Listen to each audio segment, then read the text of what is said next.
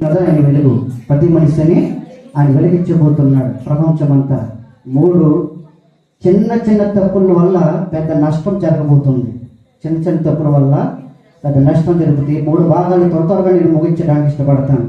చూడండి, మత్తయి సువార్త 25:21 వచనం.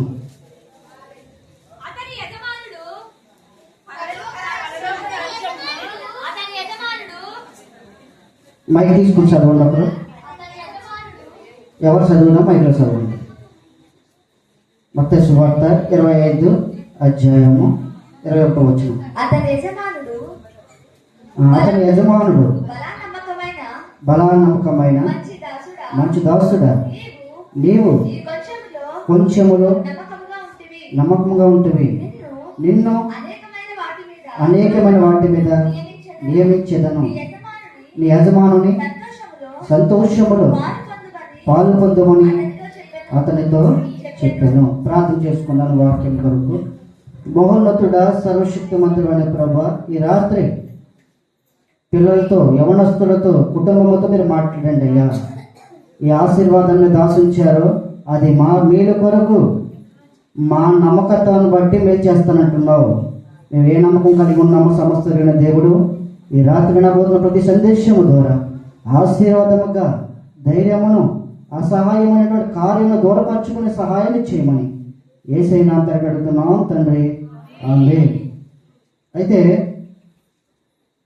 నీ నమ్మకత్వాన్ని బట్టి అనేక వాటి మీద నిన్ను ఏం చేస్తాడట? నియమిస్తాడట. అంటే నీ ఉద్యోగంలో నమ్మకం ఉన్న వాళ్ళకు ఒక పొజిషన్లో ఉద్యోగంలో ఎంత నమ్మకంగా చేస్తావో, ఆ ఉద్యోగంలో నువ్వు నమ్మకం ఉన్నప్పుడు ఒక పొజిషన్ నుంచి దేవుడు యజమానుడు చూస్తాడు. వాటిని చూసిన తర్వాత ఆ యజమానుడు ఏమనుకుంటాడంటే, వీడు నమ్మకస్తునిగా పని చేస్తున్నాడు, వీడు ఇంకో పోస్ట్ ఇద్దాం. ఏం చేస్తాడంటే నీ నమ్మకం బట్టి పొజిషన్లో పంపిస్తాడు. అంటే చిన్న పొజిషన్లో ఉన్నప్పుడు దాకా రాబోయే నీ జీవితం ఉన్నతమైన పొజిషన్గా పోతున్నాడు.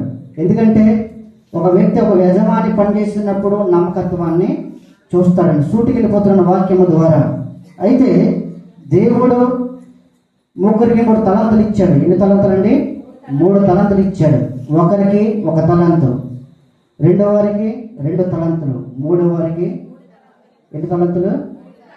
సరిగ్గా చూడండి, 5 తలాంతులు ఇచ్చాడు. ఎందుకంటే ఈ 14వ వచనం చూసినట్లయితే, పరలోక రాజ్యము ఒక మనుష్యుడు దేశాంతర ప్రయాణమై తన దాసులను పిలిచి తన ఆస్తిని వారికి అప్పగించబడినట్లు ఉండును. అతడు ఒకరికి 5 తలాంతులను, ఒకరికి 2, ఒకరికి 1 ఎవరి సామర్థ్యం చెప్పున వానికిచ్చి వెంటనే దేశాంతరము పోయినట. అయితే పరలోక రాజ్యం మనుషులు దేశాంతరం పోయి ప్రయాణమై దాసులను పిలిచి తన ఆస్తిని వారికి అప్పగించినట్లుగా. ఎలాగ అప్పగించినట్లు అంటే ఆస్తిని అప్పగించినట్లుగా.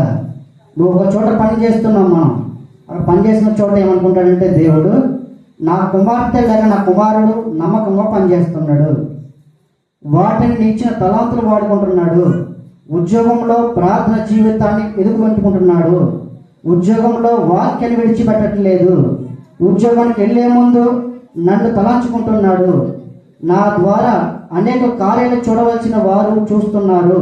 కనుక ఒక యజమానుడు ఎలాగైతే నిన్ను నన్ను చూసినట్లుగా ఎలా అయితే ఉంటాడో, ఇక్కడ దేశాంతరం పోయిన తర్వాత, అనగా ఆయన ఇతర దేశాలకు వెళ్ళిపోయిన తర్వాత ఒక పని చెప్పేశాడు పనివారికి, ఒక పనివారులాగా.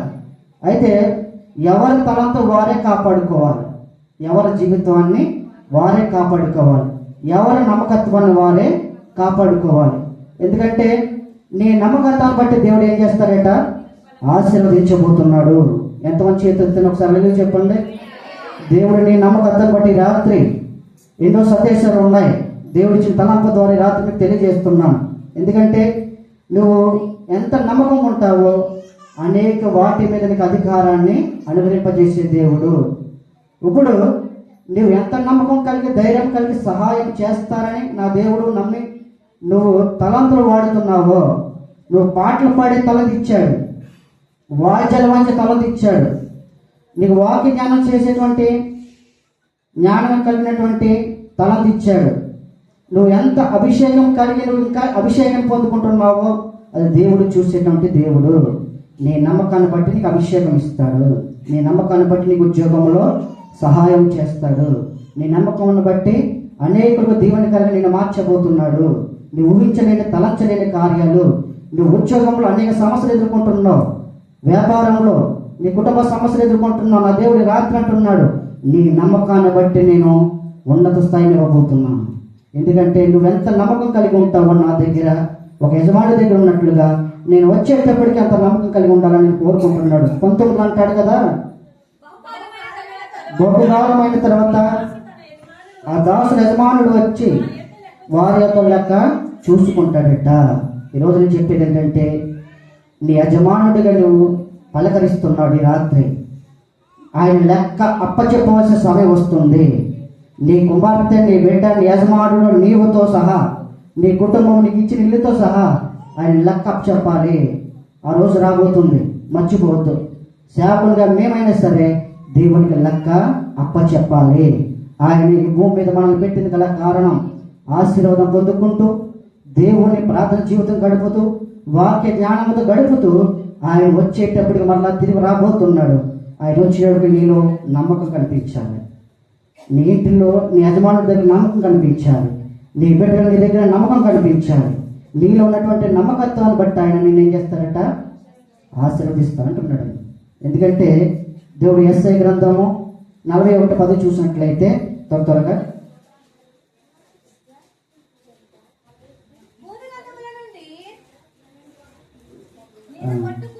ఎనిమిదో వచనం చదవండి. నా సేవకుడు ఇశ్రాయేలు, నేను ఏర్పరచుకున్న యాకోబు, నా స్నేహితుడైన అబ్రహాము సంతానమా, భూదిగాంతముల నుండి నేను పట్టుకుని దాని కొనల నుండి పిలుచుకుని వాడా, నీవు నా దాసుడు అనియు నేను నిన్ను ఉపేక్షింపక ఏర్పరచుకుంటుననియు నేను నీతో చెప్పి ఉన్నాను. నీకు తోడై ఉన్నాను, భయపడకము, నేను నీ దేవుణ్ణి ఉన్నాను. దిగులు పడకము, నేను నిన్ను బలపడుతున్నాను. నీకు సహాయం చేయవడం నేనే, నీతియను నా దక్షిణహస్తము నిన్ను ఆదుకును అంటున్నాడు. ఈ రాత్రి దేవుడు ఆయన నీతి హస్తం నేను పట్టుకోబోతుంది, ఆయన హస్తం నేను పట్టుకుని నడిపించబోతున్నాడు. ఎప్పటి వరకు నువ్వు అనుకుని ఏర్పరిచినటువంటి ఇశ్రాయేలు అటువంటి ఏర్పరచుకున్నాడు దేవుడు ఆ రోజున. అంటే నా సేవకుడైన ఇశ్రాయేలు, నేను ఏర్పరచుకున్న యాకోబు, నా స్నేహితుడైనటువంటి అబ్రహాము సంతానమా.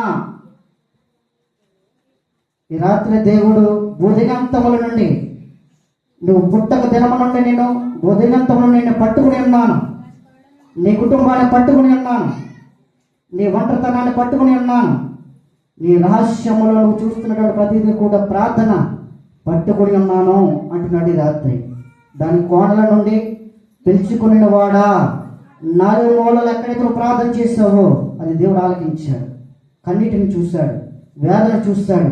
నిన్ను పట్టుకుని ఏమంటున్నాడు ఆయన, నిన్ను వదిలిపెట్టను అంటున్నాడు ఆయన. నువ్వు నా దాసుడు అనియు నేను ఉపేక్షించి ఏర్పరచుకున్నాను. సంగమా, నిన్ను నీ కుటుంబాన్ని ఏర్పాటు చేసుకున్నాడు, మర్చిపోవద్దు. నీ బిడ్డను ఏర్పాటు చేసుకున్నాడు. నువ్వు అనుకుంటున్నావు నా బిడ్డలు ఎప్పుడు ఆశీర్వదించబడతాను భయపడుతున్నావు, ఎప్పుడు దీవెన పొందుకుంటాను భయపడుతున్నావు, నా ఇంట్లో ఎప్పుడు తీరుతాయి అనుకుంటున్నావు. కానీ నా ప్రభు అంటున్నాడు నేను ఏర్పాటు చేసుకున్నాను. ఎందుకు భయపడుతున్నావు? నిన్ను ఏర్పాటు చేసుకున్నాను. ఆనాడు యాకోబు అబ్రహాము సంతానం వారిని ఏర్పాటు చేసుకున్నాడు. ఈ రోజున మనం ఏర్పాటు చేసుకున్నాడని ఆయన సూటిగా మీతో మాట్లాడుతున్నాడు. ఎందుకంటే నేను నీతో చెప్పి ఉన్నాను, నీకు తోడై ఉన్నాను, భయపడకు. నువ్వు భయపడిన అవసరం లేదు, నీకు నీ తోడుగా ఉన్నాను అంటున్నాడు. ఎందుకంటే నేను నీ దేవుడున్నాయి ఉన్నాను, దిగులు పడకు. దేనికోసం కూడా నేను నిన్ను బలపరుస్తున్నాను. ఈ రాత్రి దేవుడు నిన్ను బలపరుస్తున్నాడు. నువ్వు అనేక సమస్యలు కూలిపోయావు. ఈ రాత్రి దేవుడు నీతో మాట్లాడుతున్నాడు. అనేక వాటి మీద నీకు అధికారాన్ని ఇవ్వబోతున్నాడు దేవుడు. నీ ఉద్యోగంలో నమ్మకంగా ఉండు, ప్రార్థన జీవితంలో నమ్మకంగా ఉండండి, యాకోబును ఏర్పాటు చేసుకున్న కుటుంబాన్ని బట్టి, అబ్రాహాము కుటుంబాన్ని ఏర్పాటు చేసుకుని 4 దిక్కుల నుండి ఆయన పిలుచుకున్న వాడు ఆయన గట్టిగా పట్టుకుని వదిలిపెట్టలేదు. నిన్ను నన్ను ఈ రాత్రి వదిలిపెట్టనంటున్నాడు. భయపడకు దేనికి, నా యందు విశ్వాసం ఉంచు, ధైర్యంగా నిన్ను నేను ఏర్పాటు చేసుకున్నాను, నిన్ను పిలుచుకున్నాను, నిన్ను నియమించుకున్నాను, నీ కుటుంబాన్ని ఏర్పాటు చేసుకున్నాను. ఎందుకు భయపడుతున్నావు? ఏది కొదువు లేకుండా చేస్తాను కదా, ఇప్పుడు దాకా కొదువు లేకుండా చేశాను, ఈ రాత్రి కొదువు లేకుండా చేస్తానన్నాడు ఆయన. అనేక వాటి మీద ఆశీర్వాదకరంగా ఉండబోతున్నావు. ఎందుకంటే దిగులు పడకు, నేను నిన్ను బలపరుస్తున్నాను, నీకు సహాయము చేయవాడు నేనే, గర్భఫలంలో సహాయం చేయవడం నేనే, ఆరోగ్యంలో సహాయం చేయవడం నేనే. నీ ఉద్యోగంలో ఏదైతే ఇతరులు నేను అసహ్యంగా మాట్లాడుతున్నారో వారి మధ్య నేను తలెత్తబోతున్నాను, వారి మధ్యలో నేను ఆశీర్వదించబోతున్నాను, వారి మధ్యలో నేను అనేక దీవెనకరంగా మార్చబోతున్నాను. ఎక్కడైతే అవమానపరచబడ్డావో, ఎక్కడైతే నిన్ను ఏర్పాటు చేసుకుని నువ్వు అనుకుంటున్నావో అక్కడ నేను దీవించబోతున్నా, నీ సహాయం చేస్తున్నా. ఈ రోజున గర్భఫలం లేక ఏడుస్తున్నావు, 2 ఆరోగ్యం లేక ఏడుస్తున్నావు, అప్పు బాధల నుండి ఏడుస్తున్నావు, నా బిడ్డను ఎలా పోషించాలని ఏడుస్తున్నావు, నీకు ఆరోగ్యం ఎలా వస్తుందని ఏడుస్తున్నావు. నా ప్రభు ఈ రాత్రి అంటున్నాడు, నీకు సహాయం చేసేవాడను నేనే, నా యందు విశ్వాసం ఉంచు, ప్రార్థించు, వాక్య జ్ఞానాన్ని కలిగి ఉండు, నీతి అయిన నా దక్షిణ హస్తము నేను ఆదుకుంటుంది. ఆయన హస్తం ఇప్పుడు కూడా నీ వైపు ఉందట. ఈ రాత్రి నీతో నాతో మాట్లాడుతున్నాడు. యెషయా 43:2 చూసినట్లయితే 43:2 నీవు జలములో బడి దాటినప్పుడు నీవు తోడే ఉంటున్నావు, నదులలో బడి వెళ్ళినప్పుడు అవి నీ మీద పొర్లి పారవు, నీవు అగ్ని మధ్యను నడుచుచున్నప్పుడు కాలిపోవు, జ్వాలలు నిన్ను కాల్చవు. యెహోవానగు నేను నీకు దేవుడను, ఇశ్రాయేలు పరిశుద్ధుడైన నేనే నిన్ను రక్షించువాడను.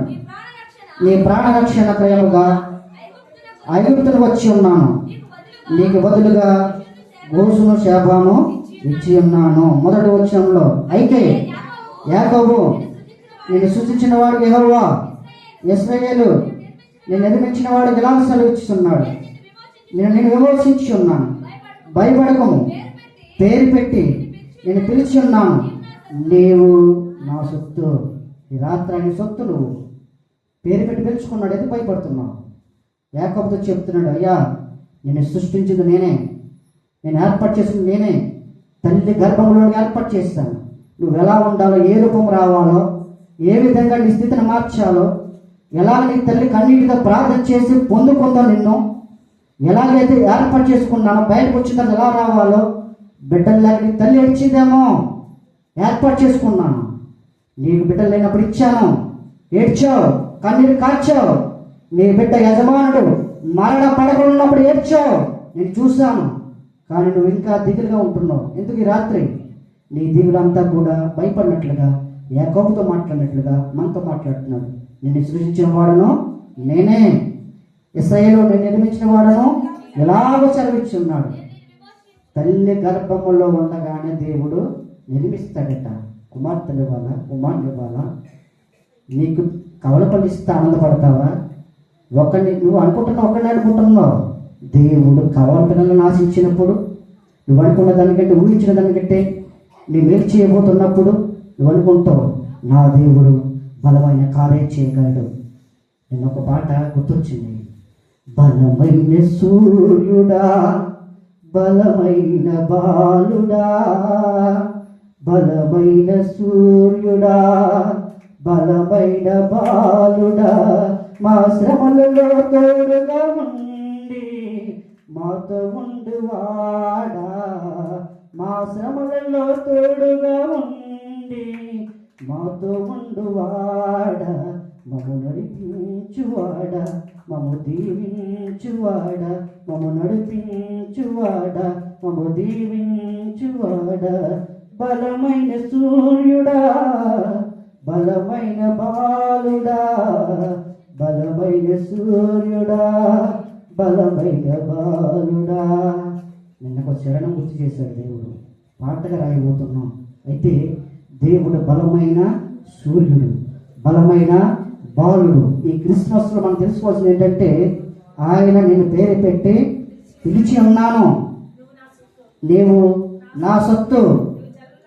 నువ్వు జన్మలో దాటినప్పుడు నీకు తోడై ఉంటాను. నువ్వు పొలంలో వెళ్ళినప్పుడు, నువ్వు నీరు దాటినప్పుడు, పాము కడుస్తున్న ప్రమాదం ఉన్నప్పుడు నీకు తోడుగా ఉన్నాను. ఎన్నో సమస్యల్లో ఇల్లో నేను తోడుగా ఉన్నానా లేదా అని చెప్పి రాత్రి దేవుడితో మాట్లాడుతున్నాడు. నువ్వు ఎక్కడికి వెళ్ళినా ఆయన తోడుగా నేను ఆశీర్వదించబోతున్నాడు. నదుల్లో పడి వెళ్ళినప్పుడు అవి నీ మీద పొర్లి పారవు. నువ్వు ఆ శ్రమలలో అగ్ని అనగా అగ్ని లాంటి సమస్యలు వచ్చినా నా వైపు చూడు, నీకు తోడుగా ఉన్నాను. నీ సమస్యలు తీర్చబోతున్నాను. నీ గృహంలో సమస్యలు ఉన్నాయి, నీ ఇంటిలో సమస్యలు ఉన్నాయి, నీ ఒంటరితనం సమస్యలు ఉన్నాయి, నీ ఉద్యోగంలో సమస్యలు ఉన్నాయి. నా ప్రభు అంటున్నాడు, అన్నిటికి మించిన వాడు నేను ఉన్నాను నీతో. నీకు ఇచ్చిన వాడు అన్నీ కదా, నేను తోడుగా ఉన్నాను అంటున్నాడు ఈ రాత్రి. ఎందుకంటే నిన్న ఆయనట ఏం చేస్తాడట, నువ్వు అగ్ని మధ్య నడిచినప్పుడు కాలిపోవు, జోడలు నిన్ను కాల్చవు. యెహోవానగు నేను నీకు దేవుడను, ఇశ్రాయేలు పరిశుద్ధ దేవుడనే నిన్ను రక్షించేవాడను. నీ ప్రాణ రక్షణ క్రయముగా ఐగుప్తుని ఉన్నాను. అంటే నీకు బదులుగా కూర్చుని జవనాను ఇచ్చి ఉన్నాను.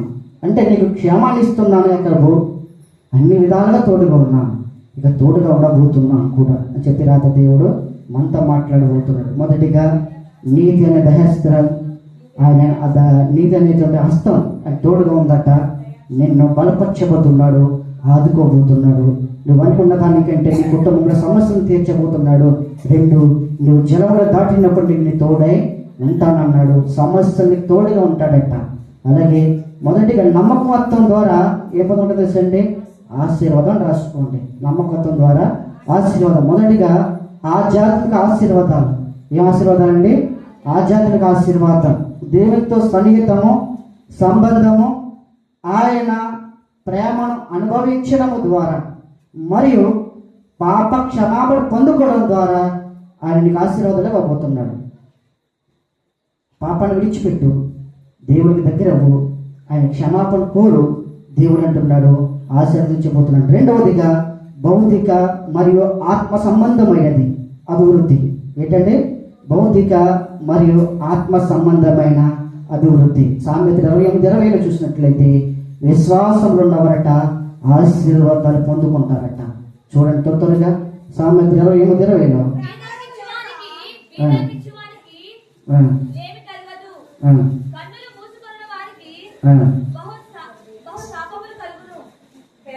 సామెతలు 28:20 చదివారా? నమ్మకమైన వానికి దేవుని మెండుగా ఉంటాడు. నీ నమ్మకవత్తను బట్టి, నీ ప్రార్థన జీవితాన్ని బట్టి మెండుగా దీవెనలు ఇవ్వబోతున్నాడు. ఏంటంటే మెండుగా ఇవ్వబోతున్నాడు దీవెనలు ఈ రాత్రి. ఎందుకంటే నీ విశ్వాసాన్ని బట్టి నీకు నమ్మకమైన దీవెనలు ఇవ్వబోతున్నాడు. విశ్వాసంలో ఉన్నవారట ఆశీర్వాదాలతో నింపబడతారట. అనగా నువ్వెంత నమ్మకం దేవుని మీద నమ్మకం పెట్టుకుంటావో అంత దీవెన రాబోతుంది నీ కుటుంబానికి, నీకు, నీ బిడ్డలకు. నువ్వు నమ్మకం పెట్టు. వస్త్రాలు లేవు ఈ సంవత్సరం బిడ్డలకు ఎలాగా అని నువ్వు చింతించద్దు. నా దేవుడు అంటున్నాడు, నీకు ఏ సమయాన్ని ఏ నలుమూల నుంచి పంపించాను నాకు తెలుసు. నీ ధనం లేదని ఆశిస్తున్నావు, ధనాన్ని పంపించాలని పంపిస్తాను. కానీ నాతో సహవాసం ఉండి నీ బిడ్డలకి ఇంకా అన్ని కూడా ఈ రాత్రి ఆశీర్వాదంతో నింపబడతారట.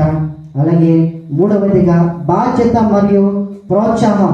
ఇంత వాక్యం చదివాం కదండి, మత్తయి 25:21 అంటాడు కదా, మంచి నమ్మకమైన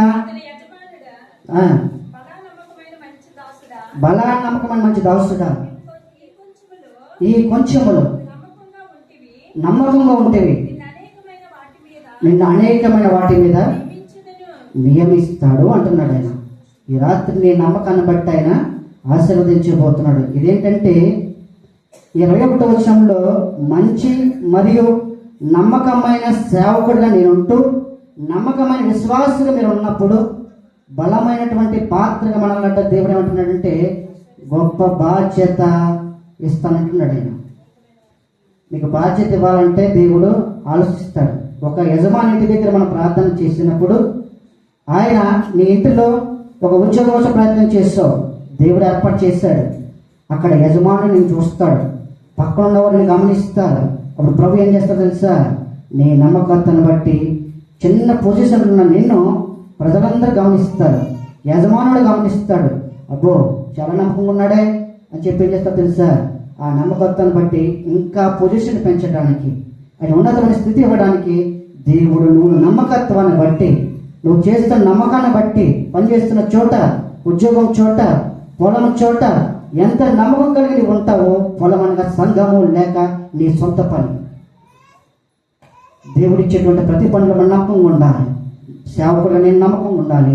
విశ్వాసంలో నమ్మకం ఉన్నప్పుడు ఆయన నీకు బాధ్యతలు ఇస్తాడట. ఆ బాధ్యత ఇచ్చేటప్పుడు ఆయన అంటాడు కదా, చిన్న విషయంలో నువ్వు నమ్మకంగా ఉన్నావు కనుక ఉన్నవారికి దేవుడు ఎన్నో ద్వారాలు తెరుస్తాడట. ఊహించిన ద్వారాలు తెరుస్తాడు. నువ్వు నమ్మకంగా ఉండు. నువ్వు నమ్మకం ఉన్న చోట ఆయన ద్వారాలు తెరవబోతున్నాడు. ఎందుకంటే 4వదిగా నిత్య జీవం. ప్రకటన 2:10 చూసినట్లయితే, ప్రకటన 2:10